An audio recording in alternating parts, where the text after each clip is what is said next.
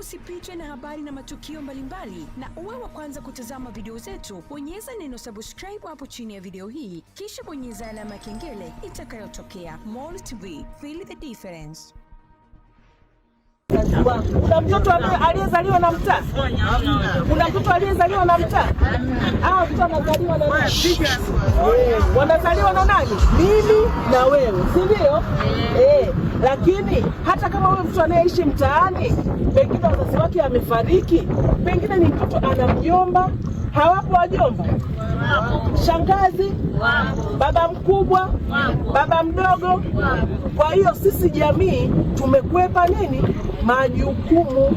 Tumekuja hapa kuwakumbusha, jamani, mtaa haujawahi kuzaa mtoto. Watoto wote ni wa kwetu sisi, na jukumu la malezi, kuwalinda, kuhakikisha hawapati ukatili wowote, kuwapa mahitaji ya msingi ni jukumu letu. Mimi hapa naongea hapa na wewe unayenisikiliza. Kwa hiyo lazima tuunganishe nguvu za pamoja kuwaondoa wale watoto wanaoishi.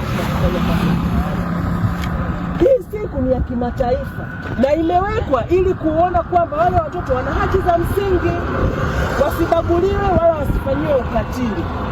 Lakini leo tunatoa wito kama jeshi la polisi, tunaomba tukumbuke majukumu yetu ya msingi kama wazazi na walezi kuhusiana na swala zima la makuzi na malezi kwa watoto.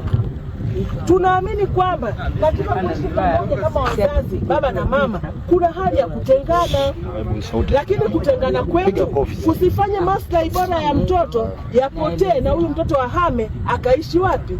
Mtaani.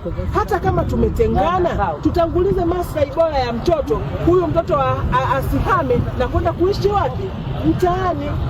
Lakini pia sisi wazazi na walezi tusikwepe majukumu yetu, tukumbuke kuwakuza hawa watoto kimwili, kiroho, kiakili na kimaadili, ili wawe watoto wema, na tusiseme kwamba wametushinda tuanze kuwaleta kwenye taasisi eti watusaidie. Jukumu la malezi bora ya mtoto na makuzi bora ya mtoto yanaanzia kwa wazazi ambao ni baba na mama, na hata kama wazazi hawapo, walezi tupo, mjomba, shangazi, wote hao ni sehemu ya kuwasaidia hao watoto. Jamani, tunaelewana? Kwa hiyo pamoja na shughuli zetu za utafutaji, naona wengine ni wavuvi, wengine ni wafanyabiashara, tusisahau majukumu yetu ya malezi kwa watoto na kuwafanya watoto waende wakaishi wapi? Mtaani. Kumekuwa na uzushi sasa hivi na wengi wanapoteza maisha kwa uzushi, imani potofu kwamba wameshikwa bega na nyeti zao zimefanya nini? Zimepotea. Lakini kiuhalisia, kati ya hao watu wanaolalamika kwamba wameshikwa bega na nyeti kupotea, hakuna hata mmoja aliyepelekwa kwenye matibabu akaonekana kwamba nyeti zimefanya nini? Zimepotea. Huo ni uzushi na uongo na watu waliofanya njama zao kujitafutia mambo wanaoyajua yao. Nitoe wito na nitoe rai kwa nyinyi mnaonisikiliza, tupuuze huo uvumi. Kimsikia mtu yeyote anayeongelea kuhusu swala la kushikwa bega, kuondoa nyeti, tutoe taarifa haraka.